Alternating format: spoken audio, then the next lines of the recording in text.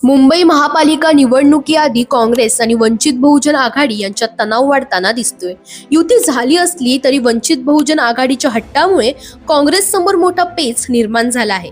जागा वाटप ठरवूनही वंचित बहुजन आघाडीने 5 वॉर्डमध्ये आपले उमेदवार कायम ठेवल्याने काँग्रेसचे उमेदवारही सोबत रिंगणात आहेत. त्यामुळे मतविभाजन अटळ मानले जात असून वॉर्ड 140, 181 आणि 116 मध्ये याचा थेट फायदा एकनाथ शिंदेच्या शिवसेनेला होण्याची शक्यता मानली जाते.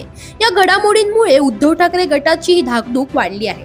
मात्र मतविभाजनामुळे मराठी मतदार अधिक प्रमाणात ठाकरे गटाकडे झुकतील असा अंदाजही व्यक्त केला जातोय.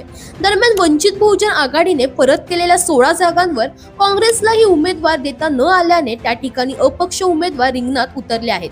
काँग्रेसने आता काँग्रेस विचारांच्या अपक्ष उमेदवारांना पाठिंबा देण्याची भूमिका घेतली असून काही ठिकाणी ठाकरे गटाच्या सक्षम उमेदवारांना समर्थन देत भाजपला रोखण्याची रणनीती आखली गेली आहे.